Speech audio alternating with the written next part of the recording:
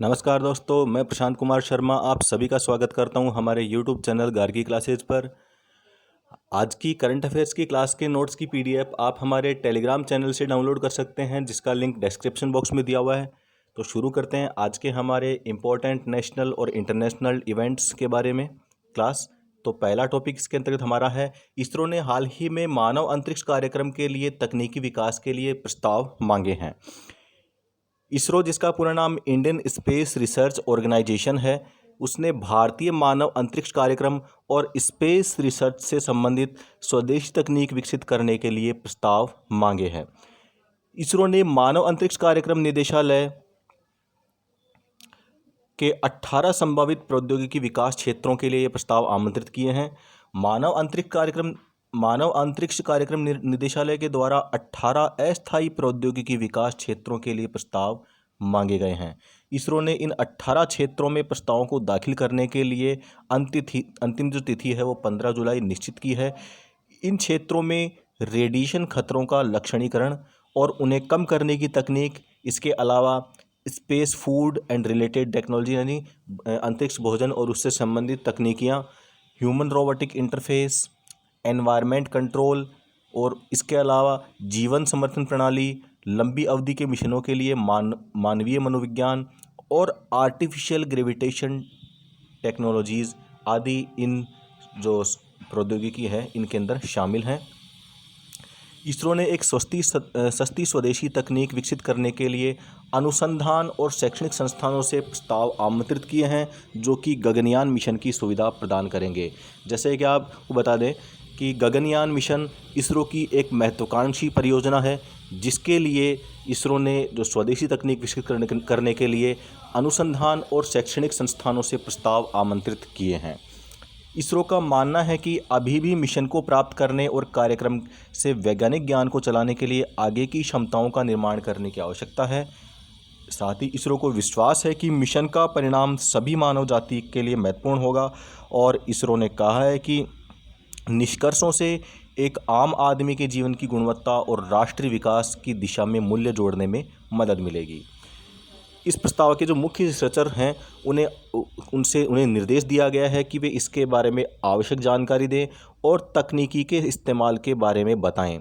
साथ ही मानव अंतरिक्ष कार्यक्रम के लिए ऐसे समाधान मुहैया कराएं जो सामर्थ्य और स्वदेशीकरण के संदर्भ में अंतर को पाट सकें, यानी इसको कम कर सकें, और अंतरिक्ष ले जाने योग्य पेलोड विकसित करने की क्षमता भी रखते हो। अर्थात जो रॉकेट जो होते हैं, जो अंतरिक्ष यान होते हैं, उनके साथ में पेलोड यानी उपग्रह, जो विभिन्न प्रकार के जो उपग्रह ले जाए जाते हैं उन्हें पेलोड कहा जाता है। तो इन पेलोड्स को विकसित करने की क्षमता भी रख सके, इस प्रकार के विकास करने की बात की गई है। भारत का जो पहला मानव युक्त अंतरिक्ष जो मिशन है उसका नाम है गगनयान, जो 2022 के अंदर लॉन्च किया जाना है। ये भविष्य की भारतीय जो अंतरिक्ष एजेंसी इसरो, इसकी एक महत्वाकांक्षी परियोजना है, जिसके तहत 2022 के अंदर गगनयान नाम से एक अंतरिक्ष मिशन भेजा जाएगा, जिसके अंदर पहली बार किसी मानव को भेजा जाएगा भारत के द्वारा। इसके लिए मास्को में वायुसेना के 4 लड़ाकू विमान पायलटों का प्रशिक्षण चल रहा है, और इस मिशन के लिए संभवतः वे ही उम्मीदवार भी होंगे। गगनयान प्रोजेक्ट सफल होने पर इंसान को अंतरिक्ष में भेजने वाला भारत चौथा देश बन जाएगा, और ये एक बड़ी उपलब्धि भारत को प्राप्त होगी। अब हम बात कर लेते हैं इसरो के बारे में। तो इसरो जो कि जिसका पूरा नाम इंडियन स्पेस रिसर्च ऑर्गेनाइजेशन यानी भारतीय अंतरिक्ष अनुसंधान संगठन है, जिसकी स्थापना 15 अगस्त 1969 को की गई थी, और इसका जो मुख्यालय है वह कर्नाटक के बेंगलुरु में है, जो कि कर्नाटक की राजधानी है। इसके जो वर्तमान चेयरमैन हैं डॉक्टर के सिवान हैं, और इसका जो मोटो, जो जिसे हम इसका आदर्श वाक्य कह सकते हैं, वह है मानव जाति की सेवा में अंतरिक्ष प्रौद्योगिकी। आपको बता दें, अंतरिक्ष के संदर्भ में जो अंतरिक्ष विज्ञान है उसके संदर्भ में इसरो ने कम समय के अंदर बेहद बड़ी जो सफलताएं हैं वो प्राप्त की हैं। जिनमें से कुछ सफलताओं की बात करें, इसके इतिहास के अंदर हम देखें तो सबसे पहला जो इसके द्वारा भेजा गया उपग्रह था वो सोवियत संघ के एक रॉकेट के द्वारा भेजा गया था, जिसका नाम था आर्यभट्ट। उसके बाद में दूसरा रॉकेट इसरो के द्वारा जो निर्मित जो रॉकेट था, रॉकेट उपग्रह, भारतीय उपग्रह जिसे कि भास्कर नाम दिया गया था, उसको अंतरिक्ष अंदर प्रक्षेपित किया गया। पहली बार भारत के स्वयं के जो रॉकेट SLV रॉकेट के द्वारा जो उपग्रह भारत का स्वदेशी निर्मित जो उपग्रह था उसे छोड़ा गया, उसका नाम था रोहिणी। इस प्रकार से जो प्रारंभिक जो अंतरिक्ष विकास हैं उनके विभिन्न चरण थे। और अब हम बात करें तो अंतरिक्ष के अंदर वर्तमान में अंतरिक्ष क्षेत्र में विश्व के अंदर भारत एक बहुत ही मजबूत पहचान बना चुका है। और यह पहचान बनी है उसके पिछले कुछ सफल मिशनों के माध्यम से, जिनमें से चंद्रयान प्रथम मिशन, इसके अलावा मंगलयान मिशन, ये दोनों मिशन जो हैं वो 100% सफलता के साथ में पूरे किए गए थे। इसके बाद में अगला मिशन इसरो का था चंद्रयान 2 मिशन, जो कि 95% सफलता के साथ में इसरो को जिसने गौरव दिलाया था। अब जो अगला जो इसका मिशन है वो मानवयुक्त अंतरिक्ष मिशन, जिसे गगनयान भी कहा, जिसका नाम है गगनयान, जो कि 2022 के अंदर लॉन्च किया जाएगा। अब हम बात करते हैं विश्व प्रतिरक्षण सप्ताह के बारे में, जो कि 24 से 30 अप्रैल के बीच प्रतिवर्ष मनाया जाता है, और इस वर्ष भी है 24 से 30 अप्रैल के बीच में मनाया जा रहा है। और यह दिवस टीकाकरण के बारे में जागरूकता फैलाने के लिए मनाया जाता है, यानी कि लोगों को टीकों के बारे में जागरूकता दी जाती है कि जो विभिन्न बीमारियां हैं उनके लिए टीका लगवाना कितना आवश्यक होता है, इसकी जानकारी दी जाती है। इस वर्ष की जो इसकी थीम है वो है वैक्सीन वर्क्स फॉर ऑल, यानी वैक्सीन यानी टीकाकरण सभी के लिए कार्य करता है, सभी के लिए लाभदायक है। विश्व प्रतिरक्षण सप्ताह है, प्रतिवर्ष अप्रैल के अंतिम सप्ताह के अंदर मनाया जाता है और उसे विश्व प्रतिरक्षण सप्ताह के रूप में मनाया जाता है। इसका उद्देश्य जो है वो सभी आयु वर्ग के लोगों को टीकाकरण की सहायता से बीमारियों से सुरक्षित रखना है। अब इसका उद्देश्य विश्व स्वास्थ्य के लिए जो स्वास्थ्य के लिए टीकाकरण की भूमिका को रेखांकित करना, इसके अलावा प्रतिरक्षण के अधिक से अधिक लोगों के लिए सुनिश्चित करने के लिए कार्य करना, स्वास्थ्य के लिए नियमित प्रतिरक्षण के लाभ को रेखांकित करना। और विश्व प्रतिरक्षण सप्ताह को पहली बार आयोजित किया गया था वर्ष 2012 के अंदर, और तब से यह लगातार हर वर्ष यह मनाया जा रहा है। अब हम बात करते हैं ग्रामीण विकास योजनाओं को बढ़ावा देगी भारत सरकार।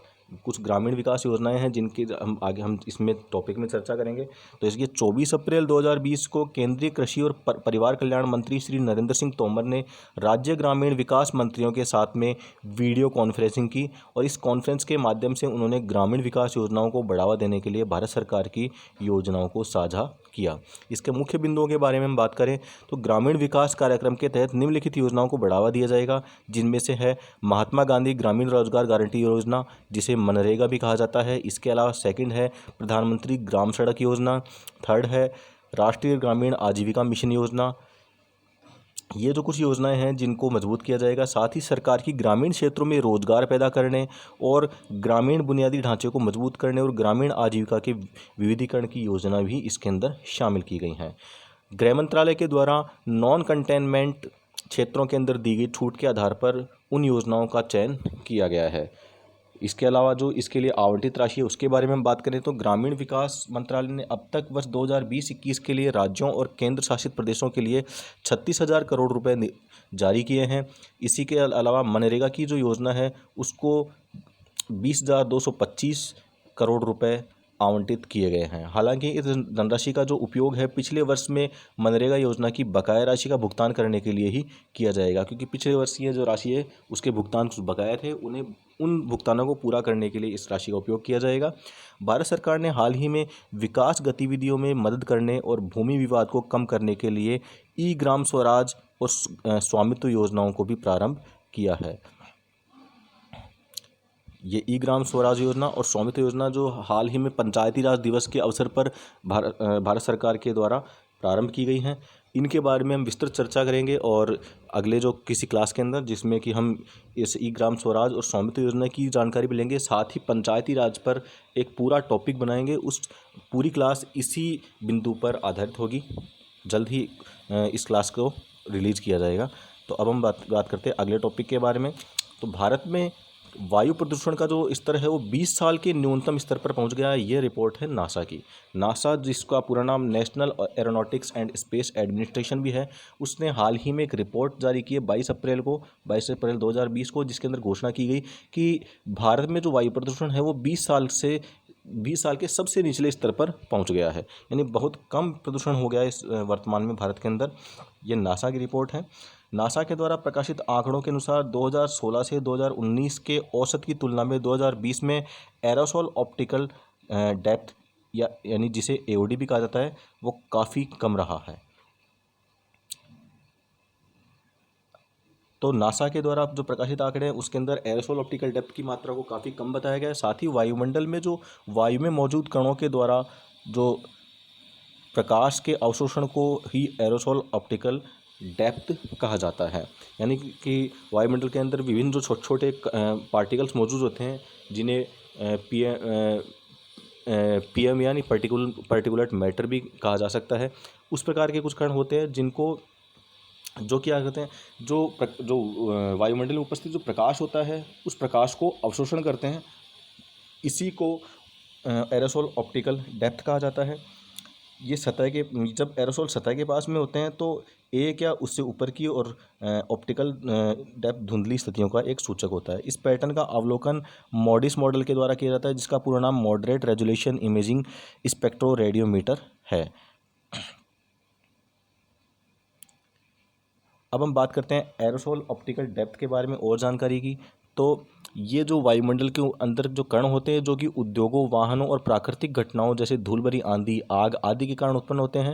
यानी कि कुल मिलाकर ये प्रदूषण फैलाने वाले जो कारक हैं, जैसे कि कारखाने हैं, उद्योग हैं, वाहन हैं, उनसे निकलने वाले धुआं वगैरह, इनसे निकलने वाले जो कण होते हैं, धूल भरी आंधियाँ होती हैं, आग होती है, इनकी वजह से उत्पन्न होने वाले कण होते हैं। ये वायुमंडल में एरोसोल की उपस्थिति वायुमंडल में पार्टिकुलर मैटर को भी प्रभावित होती है। यानी पार्टिकुलर मैटर जिसके बारे में हमने अभी बताया था, पीएम जो 2.5, 10 आदि कई इसके जो मानक होते हैं, तो उनसे भी ये प्रभावित होती है। इसके अलावा एरोसोल ऑप्टिकल डेप्थ वायुमंडल में मौजूद एरोसोल का मात्रात्मक माप है। यह वायुमंडल से गुजरने पर प्रकाश के विलुप्त होने को मापता है। अर्थात ये प्रकाश की मात्रा कितनी कम हो रही है, इस चीज़ को मापने की एक इकाई है, एक माप है।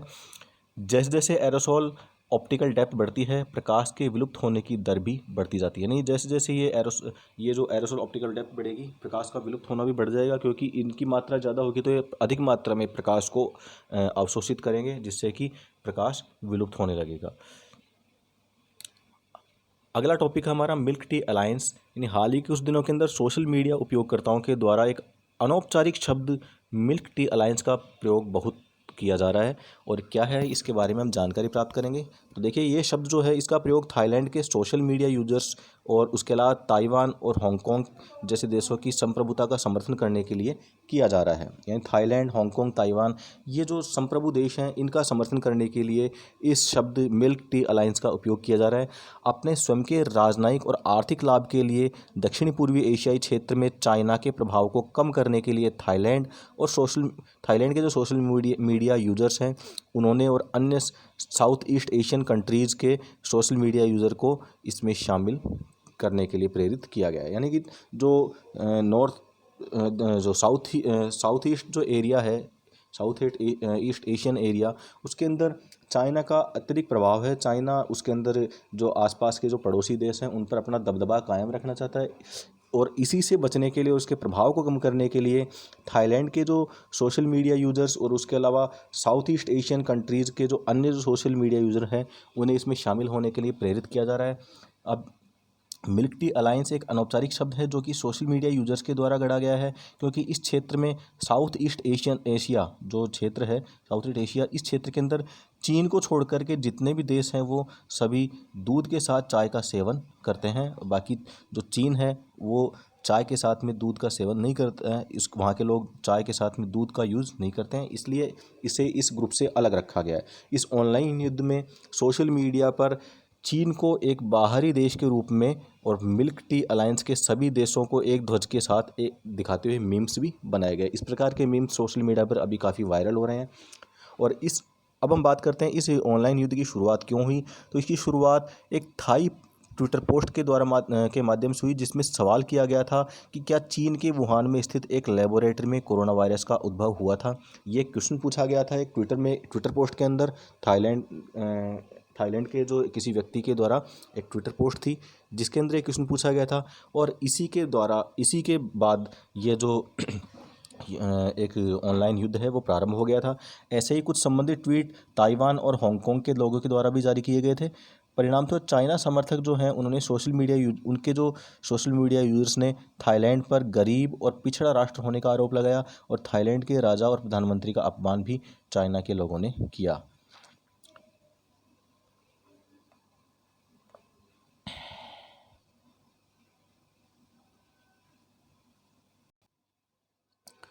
कोविड-19 के रिसर्च कंसोर्टियम 20 अप्रैल 2020 को डिपार्टमेंट ऑफ बायोटेक्नोलॉजी और biotechnology industrial research assistant council ने कोविड-19 रिसर्च कंसोर्टियम के लिए आवेदनों के आधार पर मल्टी लेवल रिव्यू प्रक्रिया जारी रखने और इंस्ट्रूमेंट्स, नैदानिक वैक्सीन बनाने वालों और मेडिकल और अन्य हस्तक्षेप से जुड़ी 16 प्रस्तावों के लिए वित्त पोषण की सिफारिश की गई है।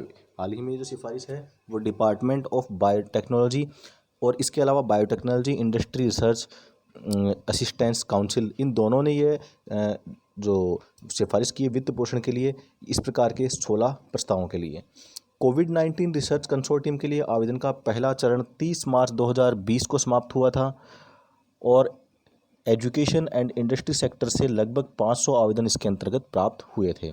कोविड-19 से निपटने के लिए वैक्सीन तैयार करने के लिए विभिन्न प्लेटफॉर्म्स का उपयोग करने वाले प्रस्तावों और ऐसे प्रस्ताव जो कि वैक्सीन डेवलपमेंट के विभिन्न चरणों में हैं, उन पर त्वरित निर्णय सुनिश्चित करने के लिए रिसर्च कंसोर्टियम के माध्यम से बहुआयामी दृष्टिकोण अपनाया जा रहा है।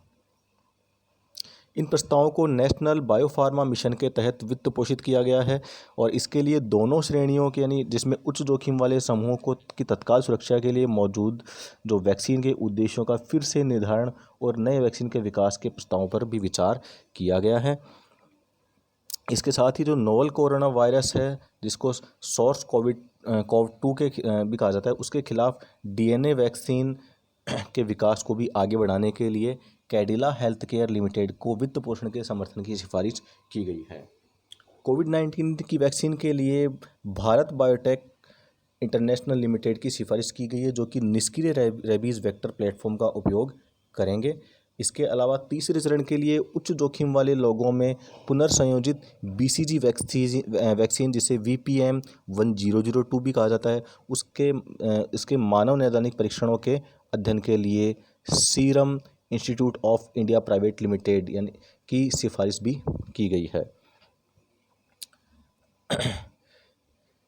नए वैक्सीन के विकास के मूल्यांकन की जो जिम्मेदारी है निभाने के लिए नेशनल इंस्टीट्यूट ऑफ इम्यूनोलॉजी और सॉर्स कोव-2 के खिलाफ वैक्सीन विकास को समर्थन प्रदान करेगी। इन संस्थानों को भी वित्तीय सहायता प्रदान करने की सिफारिश की गई है, और इसमें स्वदेशी उत्पादन को बढ़ावा देने के लिए आणविक यानी मॉलिक्यूलर और रैपिड डायग्नोस्टिक परीक्षण किटों के उत्पादन को बढ़ावा देने के लिए विभिन्न कंपनियों जैसे कि my lab discovery solution private limited, Huwel life sciences, Ubio biotechnology systems private limited, इसके अलावा Dhiti life sciences private limited, इसके अलावा MagGenome technology private limited, Bigtec private limited और याथुम बायोटेक प्राइवेट लिमिटेड, ऐसी जो कई कंपनियां हैं उनको वित्तीय सहायता प्राप्त होगी। अब हम बात कर लेते हैं जैव प्रौद्योगिकी विभाग यानी डिपार्टमेंट ऑफ बायोटेक्नोलॉजी के बारे में, जो कि भारत सरकार के विज्ञान और प्रौद्योगिकी मंत्रालय के यानी ministry of science and technology के अंतर्गत आता है। दूसरा जो हमने इसमें टॉपिक में स्टार्टिंग में जिसमें चर्चा की थी, biotechnology industry research assistants council, जिसे जैव प्रौद्योगिकी उद्योग अनुसंधान सहायता परिषद भी कहा जाता है। यह भारत सरकार के जैव प्रौद्योगिकी विभाग यानी डिपार्टमेंट ऑफ बायोटेक्नोलॉजी के द्वारा स्थापित एक गैर लाभकारी सार्वजनिक क्षेत्र का उपक्रम है और ये इसके अधीन कार्य करते हैं। तो इसी के साथ हमारी जो आज की जो क्लास है उसके सभी टॉपिक्स कंप्लीट होते हैं, और अब बारी है हमारे आज के क्वेश्चन की, जो है 17 अप्रैल 2020 को भारत के विदेशी मुद्रा भंडार के अंतर्गत विदेशी मुद्रा संपत्ति यानी फॉरेन करेंसी असेट्स कितना रहा था। इसका जवाब आपको इस वीडियो के कमेंट बॉक्स में देना है। इसी के साथ हमारी क्लास आज की क्लास समाप्त होती है। Thank you.